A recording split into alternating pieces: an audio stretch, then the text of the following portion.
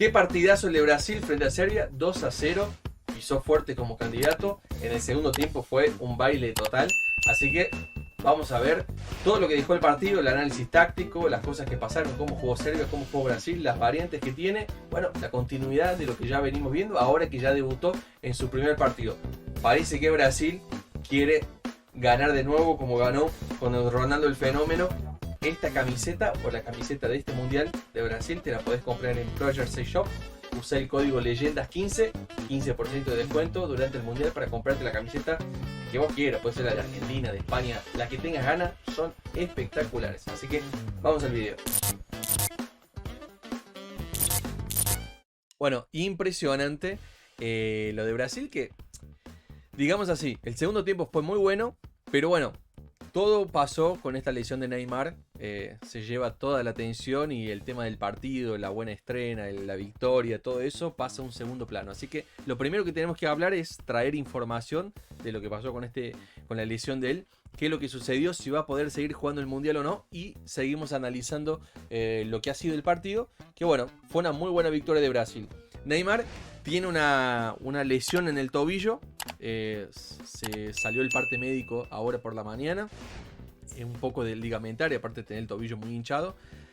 No lo han descartado para el mundial, según los médicos dicen. En octavos puede volver, pero no se sabe bien. La verdad, hasta el momento lo que es real es que Neymar está lesionado, que no juega los próximos 2 partidos de la fase de grupos. No juega contra Suiza, no juega contra Camerún. En octavos de final se verá. Pero, mira, si llega para octavos, va a llegar tocado. Porque estamos hablando dentro de una semana, más o menos, un poquito más. Una semana, 7 días, 8 días para octavos de final. Va a llegar todavía con el tobillo hinchado, con una lesión. Pero bueno, no lo quieren descartar. Es una pena, la verdad que es una gran pena, porque los jugadores, los grandes jugadores como Messi, Mbappé, Neymar, Modric, Benzema, que ya no está, y bueno, algunas otras estrellas que faltan. Lo mejor es que los mejores jugadores estén en campo. Así el mundial, que es algo para todos los que amamos el fútbol, que nos parece espectacular. Así que ojalá que pueda volver al mundial y que pueda volver en un buen momento Brasil, que con esta victoria ya prácticamente mostró que va a estar en octavos de final. No habrá sorpresas ahí. Así que vamos a analizar ahora sí lo que dejó un poco el partido, dejando un poco el tema de lado de Neymar. Y otro detalle, ¿no? Porque Danilo, el lateral derecho, también se lesionó y también no juega más la fase de grupos. Tal vez en octavos pueda volver. La lesión de él es más leve, así que probablemente él sí pueda volver en octavos.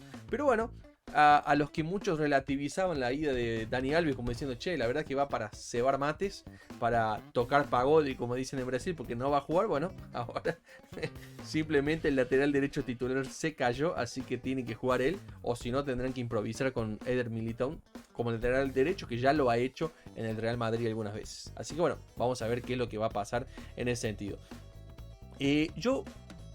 Todo el mundo que conoce el canal sabe muy bien que yo vivo en Brasil y que conozco por eso muy bien a la selección brasilera. Y qué es lo que piensa el proceso y la gente, el periodismo acá en Brasil. Bueno, el que va siguiendo el canal ya ha visto muchos videos a donde hemos hablado de las virtudes de Brasil, las variantes que tiene. Entonces, para mí, no es ninguna sorpresa la victoria y que Brasil haya estrenado bien. Yo siempre lo he puesto como el candidato junto con Argentina. Las dos selecciones que mejor llegaban al mundial era Argentina y Brasil. Y para mí Francia era la otra gran selección. Las candidatas en el primer top 3. Pero bueno, Brasil confirmó. Y ya habíamos avisado que el equipo de Brasil sería este. Cuando Brasil quiere jugar más ofensivamente, juega en la mitad de la cancha Casemiro y Paquetá. Y después Neymar como una especie de enganche con Vinicius por izquierda, por derecha Rafinha y de 9 Richarlison. Fue así que Brasil jugó. Después en el segundo tiempo lo pone a Fred. Después sale Paquetá también y va metiendo algunos cambios que ya los vamos a ver. Pero bueno, también está la chance de que salga uno de los de arriba, que era la duda que había si Vinicius iba a ser titular o no. Podía salir y terminar jugando Freddy junto con Paquetá en la mitad de la cancha, para que el equipo fuera un poquito más conservador y tener más gente en la mitad de la cancha, que eso fue algo importante. Pero bueno, lo que yo creo que es importante, o sea, de entender, es que acá en Brasil se hablaba muchísimo de que Serbia era la selección más difícil del grupo y que era una muy buena selección. La verdad, yo confieso, no la sigo porque no da tiempo. Entre Brasil, Alemania, Inglaterra, España, Argentina, Copa Libertad, bueno, Champions League, no hay como ver todo. Así que yo a las selecciones Japón, por ejemplo, Arabia Saudita, Serbia, no son selecciones que uno sigue. Pero sí me llamaba la atención cuando hablaban tan bien de Serbia, porque uno no la ha visto ni en Nations Leagues, ni en la Eurocopa, ni en nada, en ninguna competición haciendo algo importante. Y me parece que había un poco de exageración ahí cuando se habla de que Serbia era un gran equipo. Más o menos, o sea, sinceramente, si nos ponemos a ver el equipo, acá está, he puesto los equipos a donde juega cada uno de los jugadores de Serbia.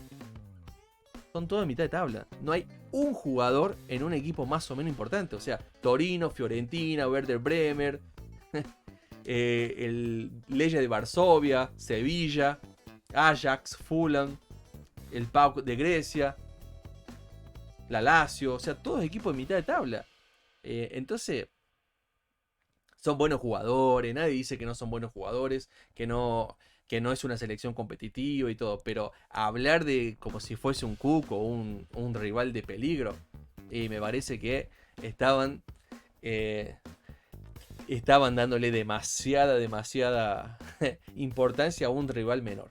Entonces creo que quedó claro en el partido. Ahora lo que sí me parece puede decir, no, pero la verdad que en el comienzo del partido, el partido empezó de otra manera. Bueno, acá creo que tácticamente se explica una cosa.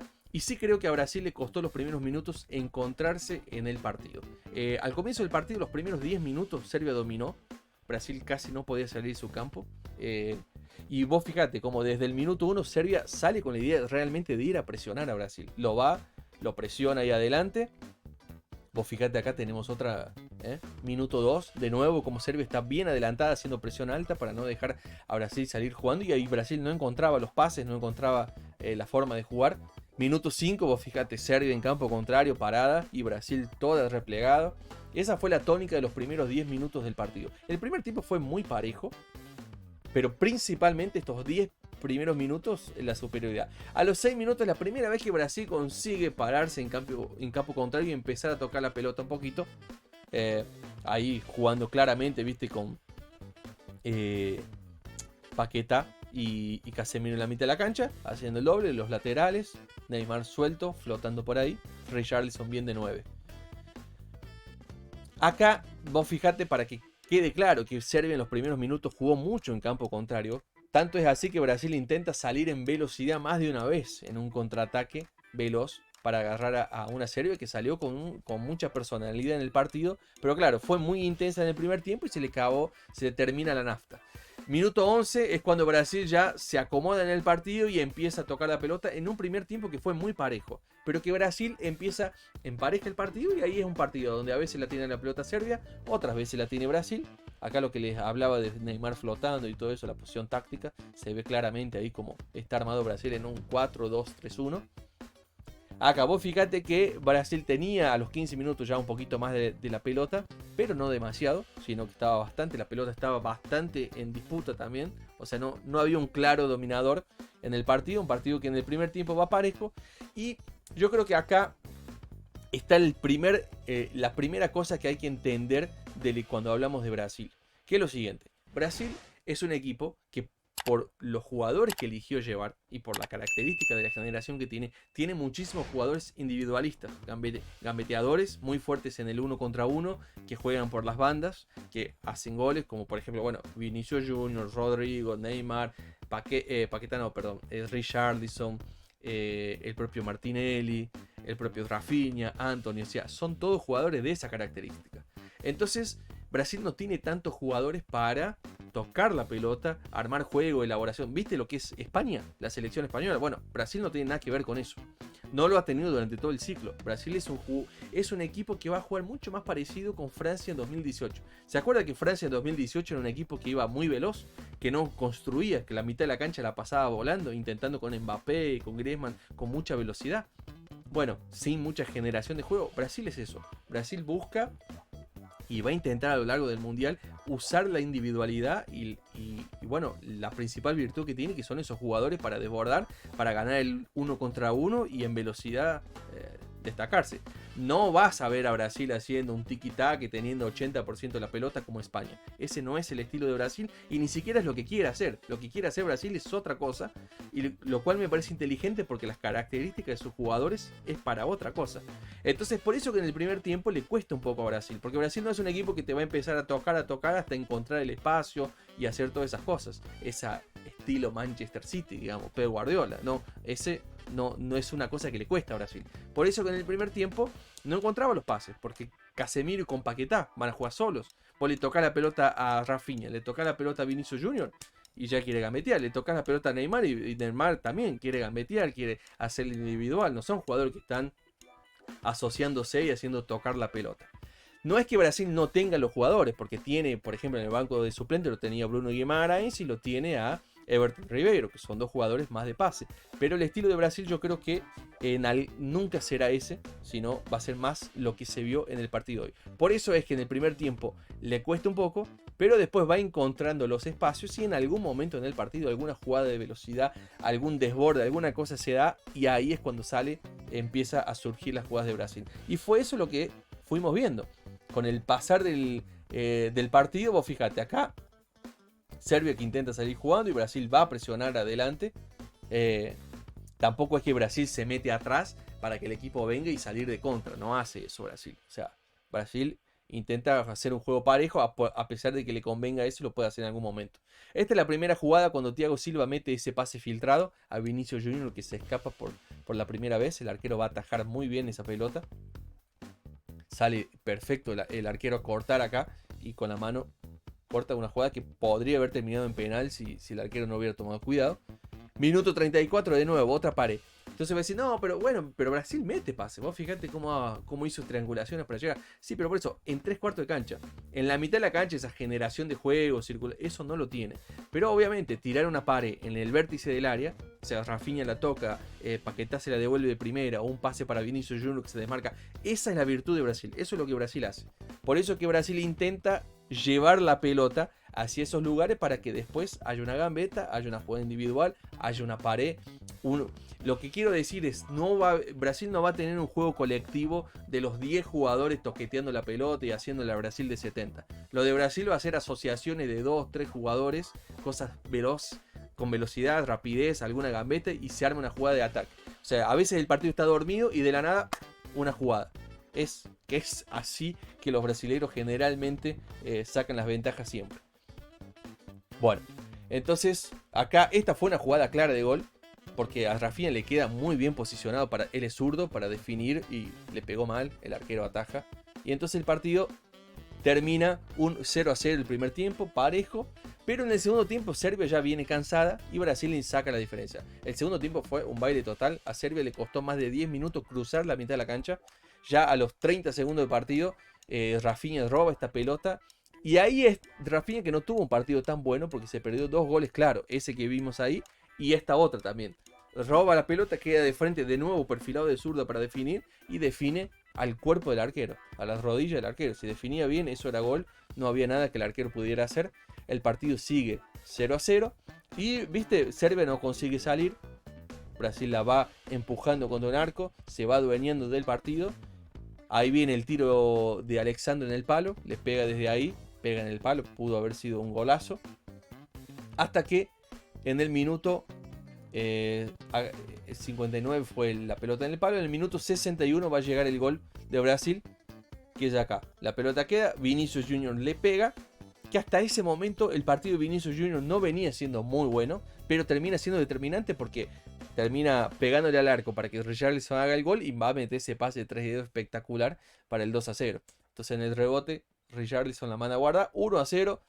Richarlison, que es un 9 que nadie lo imagina de 9, pero la verdad está usando la 9 y hoy pareció Ronaldo, el fenómeno. Hizo el gol y cosas. En minuto 67 se lesiona en ese contraataque Neymar, termina saliendo. Y en el 73 va a llegar el 2-0 con primero el pase de 3 dedos de Vinicius, espectacular. Una cosa deliciosa. Y después lo que la pirueta que hace, domina es Richarlison, hace un jueguito, se perfila y pum, volea, golazo. El mejor gol del mundial hasta acá, un gol impresionante, espectacular. Así que bueno, de esta manera Brasil se ponía 2-0, partido liquidado y muy superior en lo que fue el segundo tiempo, que siguieron teniendo chance. Acá Casemiro le pega, la pelota da en el travesaño, pudo haber sido el tercero tranquilamente. Y después en otro momento también hubo otras jugadas donde pudo ser el 3-0, a donde Tita empieza a hacer al final, y esto es les voy a mostrar ahora la imagen, de cómo empieza a meter cambios para probar las muchas variantes que tiene en ataque Brasil, que creo que eso es algo importante de hablarlo ahora, porque con la falta de Neymar, bueno, se abre un abanico de quién lo va a sustituir y cómo Brasil va a jugar. Bueno, primero lo siguiente. Brasil juega entonces con Neymar, Vinicius Jr., Rafinha y Richarlison. En el banco tiene a Antony, zurdo para jugar por Rafinha. Tiene a Martinelli o a Rodrigo para jugar por Vinicius Jr. Tiene a Gabriel Jesús y a Pedro para jugar por Richarlison. No tiene bien un jugador para hacer la función de Neymar como enganche. Ese jugador sería Paquetá en todo caso, que ya está en el equipo. Entonces lo que puede terminar pasando con Brasil es lo siguiente. Es el próximo cambio, que esto es lo que va a pasar claramente en las próximas 2 fechas, ya en la fase de grupos, y después veremos. Acá es así. Entonces, este era el equipo que hablábamos cuando Brasil fuera a ser más defensivo. ¿Cómo jugaría? Que sumaría un jugador en la mitad de la cancha. Bueno, que por ahí saldría o Rafinha o saldría Vinicius Jr. y entraba uno en la mitad de la cancha. Bueno, ahora va a pasar eso y va a pasar a jugar entonces Casemiro y entrará o Fred o Bruno Guimarães o Everton Ribeiro, dependiendo del partido. Paquetá va a jugar como Neymar, pero con más obligaciones defensivas. Y después Vinicius Jr. por un lado, Rafinha o Antony por el otro, y Richarlison, que ya, si alguien tenía alguna duda que Richarlison tenía que ser el 9, que Tite no la tenía, estaba claro para él. Ahora queda absolutamente claro que el 9 titular de Brasil es Richarlison. Así que así jugará Brasil a partir de ahora. Y bueno, Neymar, veremos qué va a pasar, si va a poder volver en los octavos de final o no. Qué va a suceder con ese tema, que me parece que es un poco más serio de lo que están diciendo. Me parece que lo están diciendo de a poquito. Van comunicando la noticia de a poco. Y bueno, la cosa es la siguiente. Ahora, Brasil sin Neymar, ¿deja de ser candidato? ¿No puede ser candidato? ¿Qué va a pasar? Mira, lo primero es que, así como Brasil, en el hipotético caso que no lo tenga más a Neymar, o lo tenga en un nivel bajo por estar lesionado y no pueda estar al 100%, Brasil no tiene a Neymar, pero ninguna otra selección tiene a Neymar tampoco. Entonces, la falta de Neymar es un problema grave, una pésima noticia para Brasil, porque es el mejor jugador del equipo sin lugar a dudas, el crack, el consagrado ya, que ya tiene experiencia en mundiales, que tiene 30 años y etcétera. Pero también no quiere decir que Brasil no vaya a salir campeón o vaya a dejar de competir por causa de eso, porque como les mostré, tiene muchísimas variantes, tiene muchos jugadores para poner en su lugar y tranquilamente puede competir y terminar ganando el mundial sin Neymar, porque tiene otros jugadores. Por supuesto que no un jugador como Neymar. Sin Neymar, Brasil va a jugar distinto. Va a entrar otro jugador, no a jugar de Neymar, sino a jugar Paquetá, va a jugar de Paquetá y las cosas se van a acomodar. Tite, que tenía mucho miedo a partir de octavos de final de cómo jugaría, porque tiene que jugar ofensivo, le piden que juegue ofensivo, tiene muchos jugadores ofensivos para jugar, pero él tiene miedo con el retroceso y con la generación de juego, que es lo que hablamos al comienzo del video, que es lo que se ve en el primer tiempo de Brasil, que le cuesta tocar porque tiene muchos jugadores para definir la jugada, pero poco para generar juego. Bueno, tal vez con esta lesión le va a permitir a Brasil ahora sumar un jugador más en la mitad de la cancha, que se asocie mejor, construir mejor el juego y dejar el equipo más equilibrado para los partidos en serio, para los equipos que no van a ser como Serbia, sino equipos que van a atacar a Brasil también. Así que bueno, veremos qué es lo que va a pasar en los próximos partidos. Y bueno, veremos ahora qué pasa contra Suiza, qué pasa contra Camerún, y si Neymar va a poder jugar en los octavos de final, como ha salido la noticia hoy. Bueno, gente, me interesa saber la opinión de ustedes. Ponen en los comentarios qué te pareció el partido. ¿Te parece que Brasil pinta fuerte como candidata? ¿Te gustó? ¿Te pareció interesante? ¿O qué jugadores cambiarías? ¿Qué es lo que más te llamó la atención, positivo o negativo de Brasil? ¿Te parece que todavía faltan los partidos más importantes para ver? ¿O este partido contra Serbia ya es un parámetro? Bueno, te leo en los comentarios. Poné ahí y nos vemos en el próximo informe. Gente, miren las camisetas que me acaban de llegar de Pro Jersey Shop. Ahora las abro y se las muestro. Tenés que aprovechar la oportunidad y comprarte estas camisetas. O cualquier camiseta que vos quieras. Todas las camisetas del mundial de todos los equipos, de todas las selecciones, de todos los jugadores, las tenés en Pro Jersey Shop. 15% de descuento durante noviembre, durante diciembre. 15% de descuentos usando Leyendas 15. El código es Leyendas 15. Te podés comprar la camiseta que vos quieras. Mirá lo que son la calidad. Son impresionantes. Espectacular esa camiseta. Mirá lo que es esa camiseta de Francia. La del PSG. Bueno, la que vos quieras. Elegí la que quieras y comprátela. Leyendas 15.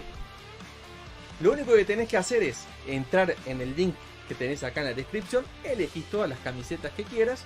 Y cuando vas a finalizar la compra, pones en los cupones Leyendas 15. Acordate, Leyendas 15. Y tenés un 15% extra de descuento.